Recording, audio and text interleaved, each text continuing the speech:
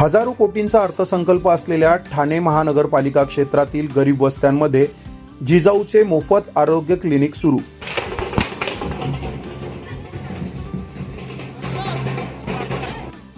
जिजाऊ शैक्षणिक व सामाजिक संस्था महाराष्ट्र राज्य यांच्या वतीने ठाणे शहर विभागात जिजाऊ आरोग्य क्लिनिकचे उद्घाटन अध्यक्ष निलेश सांबरे यांच्या हस्ते करण्यात आले।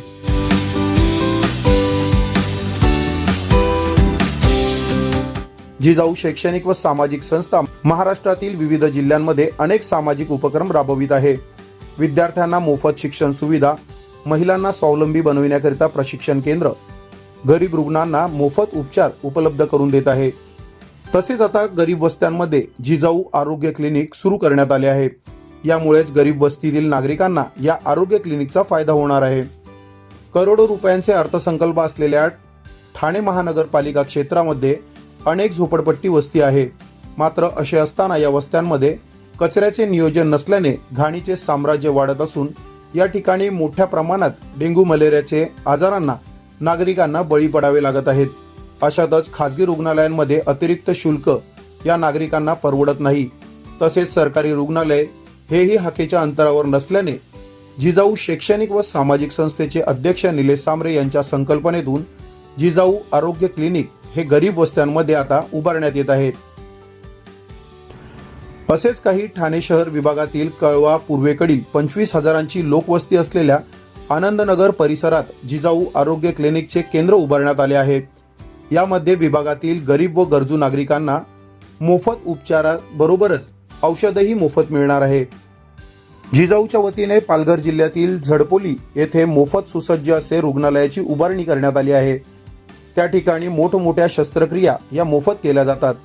ही सर्व सुविधा गोरगरीब जनतेकरिता जिजाऊ संस्थेचे अध्यक्ष निलेश सांबरे यांच्या संकल्पनेतून उभारण्यात आली आहे। असे असताना मुख्यमंत्री एकनाथ शिंदे यांच्या हजारो कोटींचा अर्थसंकल्प असलेल्या ठाणे महानगरपालिका क्षेत्रातही अनेक ठिकाणी गोरगरीब वस्त्यांपर्यंत नागरिकांना मोफत सुविधा उपलब्ध होत नाही। हीच बाब लक्षात घेता जिजाऊ शैक्षणिक व सामाजिक संस्थेच्या वतीने आरोग्य क्लिनिकची उभारणी करण्यात आली आहे। याचा लोकार्पण सोहळा जिजाऊचे अध्यक्ष निलेश भगवान सांबरे यांच्या हस्ते शनिवारी करण्यात आला।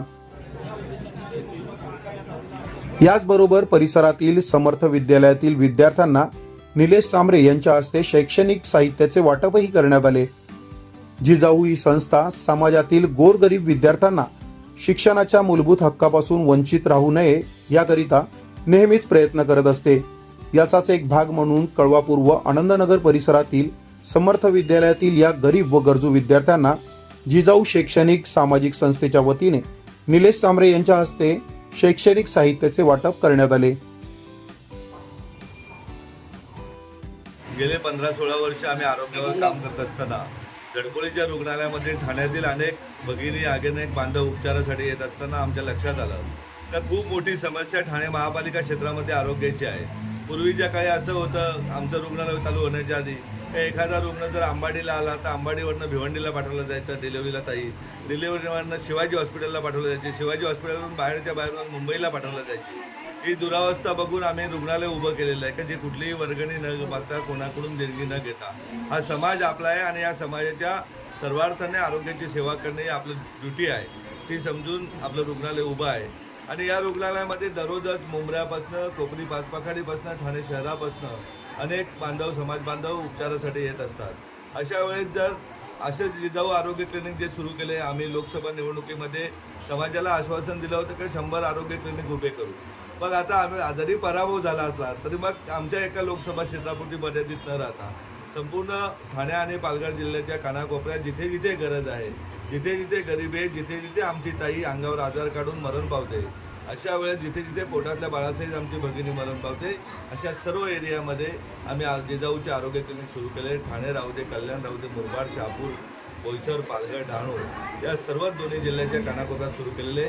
आज आनंदनगरमध्येही आरोग्य क्लिनिक इथल्या भगिनी बांधव खूप दिवसापासून मागणी करत होते तर आम्हाला आमच्या भागातही एक चांगलं आरोग्य क्लिनिक द्या जेणेकरून आपल्याला पोटातल्या बाळापासून 100 वर्षाच्या आजोबापर्यंत वाचवता येईल।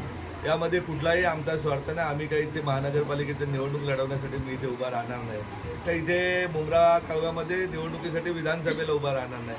हा समाज आपला आहे. ज्याप्रमाणे आपण पत्रकार महोदय समाजाची सेवा करता, त्याप्रमाणे आम्ही व्यावसायिकांनी आलेला पैसा, जो मेहनतीने पैसा आहे, तो समाजाच्या सर्वार्थाने विकासाला लागला पाहिजे. त्या दृष्टीने हा उपक्रम आपल्याला ऑलरेडी महिलांसाठी अनेक उपक्रम सुरू आहेत.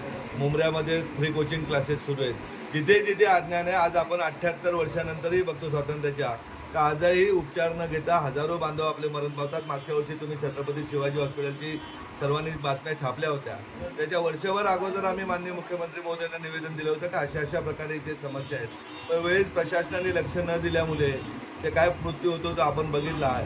कोविड काळात आपण बघितलं की आपला सर्वांचा जीव जात असताना ठाण्यातले मोठमोठे बिल्डर कल्याण डोंबिवली महापालिकेच्या रुग्णालयामध्ये चादर पाटण्यापासून तर जेवण देण्यापर्यंत करत होते. किंवा अनेक यंत्रणा आपण बघितल्या प्रशासनामध्ये, त्यांना आपल्याशी काही देणं घेणं नसतं, त्यांना फक्त पैसा कमवायचा असतो. आम्ही आज आपण आपल्या समाजाची सेवा केली पाहिजे. त्या दृष्टीने नुसता दिवा मुंब्रात नाही, तर जिथे जिथे गरज आहे तिथे तिथे शिक्षण आणि आरोग्याबाबत आज ठाण्यामध्ये 21 झोपडपट्ट्यांना आपले फ्री कोचिंग क्लासेस सुरू आहेत. आपल्याकडे जवळजवळ 20-22 ठिकाणी आपले महिलांसाठी महिला पायावर उभ्या राहण्यासाठी, रोजगार देण्यासाठी उपलब्ध चालू आहेत, का जेणेकरून शिवण क्लासेस, ब्युटी पार्लर क्लासेस, जेवण बनवण्याचे क्लासेस इतकेच नाही तर आपण राबोडीमध्ये योगा क्लासेस, जिथे जिथे भगिनी आमच्या मागतील तिथे ते योगा क्लासेसची पण व्यवस्था करण्यात आलेली आहे.